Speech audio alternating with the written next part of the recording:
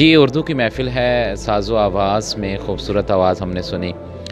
यकीन मानिए आज कुछ ग़ज़लें ऐसी थीं कि उनको सुनकर तबीयत ज़ाफ़रान हो गई।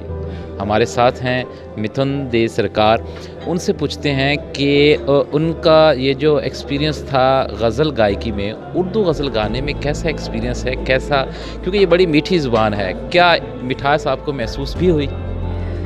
तो उर्दू इतनी खूबसूरत और इतनी मीठी ज़बान है, इसको जब कोई कहता है तो दिल को इतना सुकून मिलता है।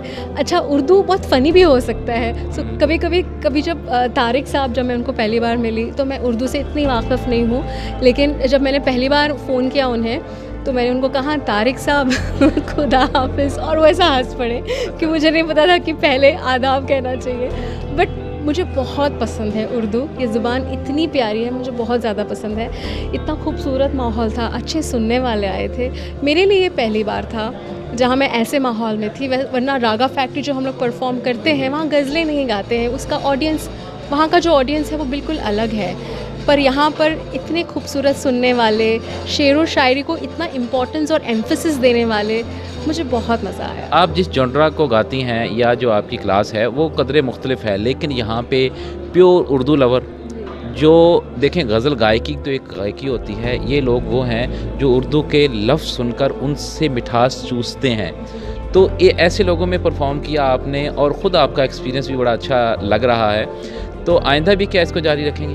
बिल्कुल, मैं तो वेट कर रही थी, मैं सच में इंतज़ार कर रही थी ऐसे माहौल में मुझे कब गाने का मौका मिले। पता है, काफ़ी बार ऐसा होता है कि हम गाने गाते हैं लोगों के लिए, अपने लिए नहीं गाते हैं। और यहाँ मुझे ऐसा लगा मैं अपने लिए तो गा ही रही थी और दूसरों को भी बहुत मज़ा आ रहा था मेरी आवाज़ सुनकर। क्योंकि काफ़ी बार ऐसा होता है ना, जैसे मैंने आपको कहा कि हम लोगों को एंटरटेन कर रहे होते हैं, मगर खुद को मज़ा आ रहा है कि नहीं, वो एक बड़ा क्वेश्चन है। पर यहाँ पर मुझे खुद को भी मज़ा आया और लोगों को देखकर मज़ा आया कि वो कितना एंजॉय कर रहे थे। तो मेरे लिए 100% मैं बहुत खुश हूँ। उर्दू के जो गज़लों को नहीं सुनते, जो जिनको पसंद नहीं आती या जो सी ऑन होता है तो वो बंद कर देते हैं, ऐसे लोगों को आप अब तो कोई मशवरा देंगी? देखिए, जो म्यूज़िक दिल को छू जाए ना, जो सोल को टच करे, वो सही म्यूज़िक होता है। जो हम रेडियो पे जो सुनते रहते हैं वो ढिन चैक, वो म्यूज़िक नहीं है। वो तो हम भूल भी जाते हैं, हमें पता ही नहीं चलता वो म्यूज़िक कब आया कब गया। और ये जो हमने आज गाने गाए, जो शायद मैं उस टाइम पे पैदा भी नहीं हुई थी, जब के गाने हैं, तो शायद मेरा बेटा भी ये गाना सुनेगा, उसका बच्चा भी ये गाना सुनेगा और उसको अप्रिशिएट करेगा। तो मेरे ख्याल से जो क्लासिक्स होते हैं, इस तरह के जो लेजेंड्स ने जिन्होंने गाने लिखे हैं, वो सही गाने होते हैं, वो सही गज़लें होती हैं, वो सही नज़में होती हैं। ये जो आजकल रेडियो पे हम सुनते हैं वो गाने नहीं हैं। जी बिल्कुल, यही जो मैसेज है हमारी तरफ से भी है कि जो गाने बजते हैं, जो आज का जॉनर है, उससे हटकर क्लासिकल में जाइए।